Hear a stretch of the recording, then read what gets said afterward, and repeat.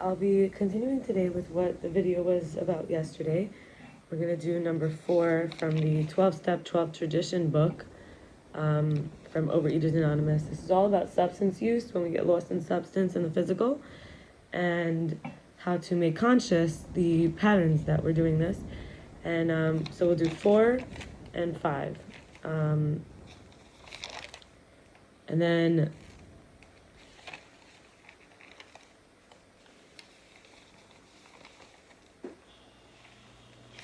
yep. All right, so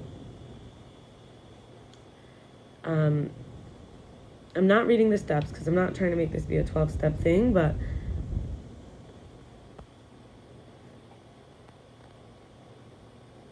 yeah, so the fourth one, chapter 4, is about examining our life up to the present day and writing all the important actions and events of a moral or ethical nature and feelings about them, and the character traits in us from which these actions stem. So how can we face this challenge fearlessly? This is the most loving thing to do for ourselves, that we can understand ourselves better and have emotional healing without shame. This is the way to get over our unresolved guilt about mistakes that were not dealt with and any worthless or insignificant feelings.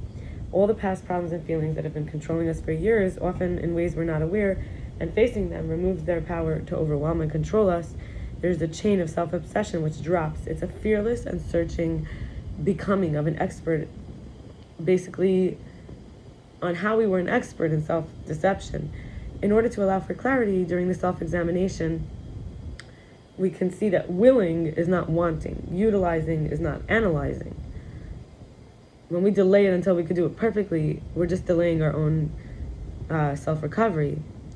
And by beginning, we can write people or institutions or principles where we feel resentment, fear, uncomfortable feelings, and near each one, or their name, we could write events which have caused us to have those feelings, and beside each event, we could write the basic instinct in us which was affected by the incident, and any defective character traits in us which might have placed us in a position to be hurt. It's helpful also to acknowledge aspects, not just not just shortcomings. For example, we can list positive characteristics and accomplishments and personal assets before the inventory. We can line down the middle of the page where we say details, examples, characteristics that are positive, and the other side that are negative. We can have a paragraph devoted to strength and positive, and then a corresponding liability or negative paragraph.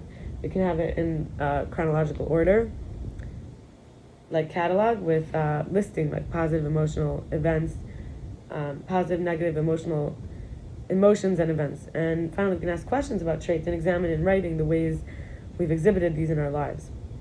We can use the prompts and pride, fear, anger, behavior traits, prejudice, resentment or grudge, dishonesty or exploiting. And we can also see that some things are constructive and destructive. When we have characteristics or tendencies or feelings or prejudices or resulting actions, we can ask God to help us remember if there's anything else, and we can spend time in meditation to concentrate on a complete willingness to face whatever truths about us God wants to show us, and add anything important that comes up, because the more we can uncover of these so-called defects, the more we can improve. And facing guilt of we made a mistake frees the shame around I made a mistake. Now, in the big book, also known as Alcoholics Anonymous, so this is more like the addiction aspect. This is that and obviously with food you can't stop eating 100% unless you do like a liquid diet, and even then you're still consuming. So I'm drawing out from Alcoholics Anonymous consumption of something that you can stop. Alcohol, even a Jewish person can have grape juice instead of wine in the ritual kind of Kiddush on Shabbos, which is the drinking of the cup, and other things. And then it's possible to have a l'chaim, it's just a little bit of alcohol to open the heart. But from Alcoholics Anonymous, you'd say somebody can't have even a little bit without getting carried away. So then we take it into what I just did, which was the 12 steps and 12 traditions from the OA's book, which is about the substance. This is the processing, this is consumption, which we have to learn how to be in balance. So now we're going to the addiction side of it, like the all or nothing. We can't quit when we want to a little, and we have little control over the amount. That tells us that, our codes, our philosophies didn't save us. And we can be in awe and wonder of who made all of this, like all this world. That could be a way out, that the realm of the spirit is broad and roomy and all-inclusive and never exclusive or forbidding to the earnest. We can have physical and visuals, most able to be illusion, and which means that God is the all-powerful guide and creative intelligence, and faith is the happiness, useful stability demonstrated, a belief in God as power, peace, happiness, and direction. So what we see and what we can feel can be not real, but our, in other words, we could see, not feel, I'm sorry, sense.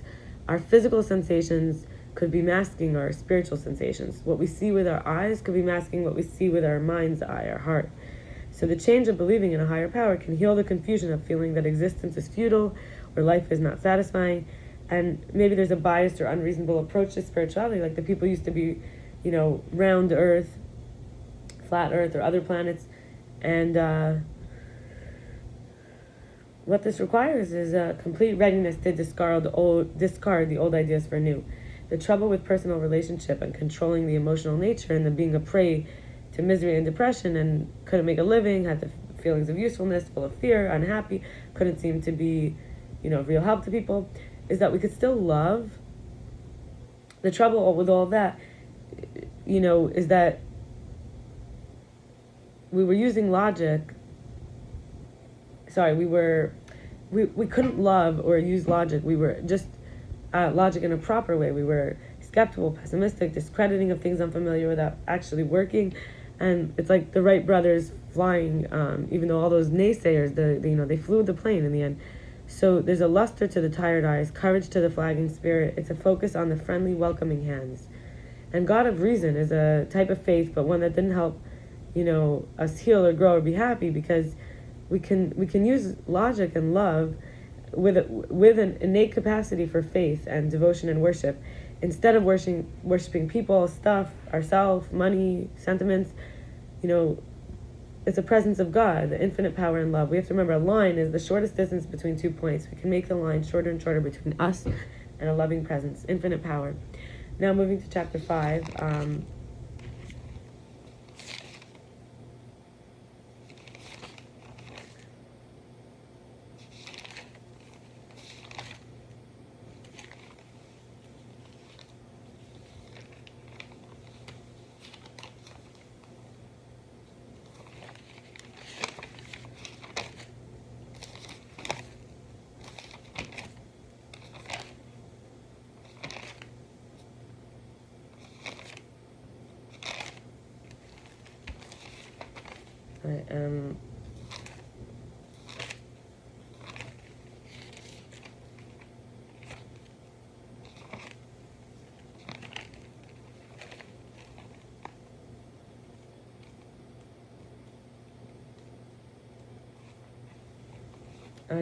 So I continued here from the Alcoholics Anonymous book, the big book, and I'll finish with this today because I have a lot on here. It's like 2.5 pages. So really the only ones who fit, and this is, again, we're not talking here about the steps in tradition. This is more about, because you have to figure out a program that works when you have to eat food to live in the world, but you do not have to drink alcohol according to this. So really the only ones who fail are the ones who cannot or won't fully give over ourselves and who can't be constitutionally honest with ourselves. If we want what someone has and we'll go to any lengths to get it, then it's possible for us. For example, I wrote for myself, I'm an escapist. I couldn't manage my life, and none of the human power I try to use helped me, but God can and would help me if I would and when I do seek Him. Life running on self-will can hardly be a success. There's always going to be a collision with something, even if our intentions are good. And being a self-seeker, even when we're trying to be kind, is like we're still getting to feel like a victim. Then more demanding, more satisfied, blaming others, growing more indignant, angry, and self-pitying, trying to manage the world doesn't lead to more satisfaction and happiness. It causes confusion and provokes others to also become users when things don't go our way, for example. When we're concerned with our innocence and others' guilt, and we end up with subsequent resentments and self-pity, we are driven by fear and self-delusion and self-seeking and self-pitying. It causes us to wound others, even if we've been wronged without anyone provoking or without even provoking them. We do end up eventually making decisions that put us in a position to be hurt. So we do have to quit playing God. We have to quit the self-centered egocentricness. God is the director, the father, the principal, the employer, and there brings in a new power flowing in, enjoying the peace of mind, and we can find that we can enjoy life successfully, fearlessly. So this is a prayer. God, I found myself I offer myself to you to build with me and do with me as you will. Relieve me of the bondage of myself, that I may better do your will. Take away my difficulties, that victory over them may bear witness to those I would help of your power, love, and way of life. May I do your will always.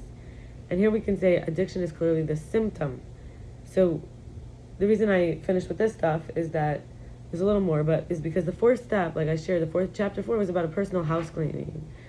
Now that you did the house cleaning, now you can see like what you're working with, and it's like a fact-facing process. Those institutions, people, and principles, our self-esteem were hurt or threatened, or like our ambitions, and relationships, including sex.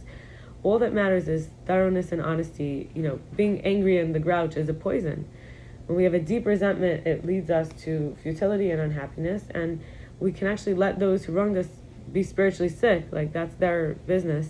When we're offended, we can ask God, this is a sick being, how can I be helpful? God, save me from being angry, your will be done.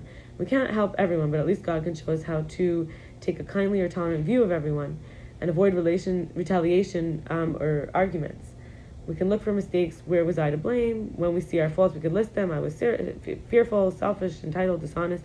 And we review our fears, like how do we get them? And we review our sexual misconduct. Who did we hurt?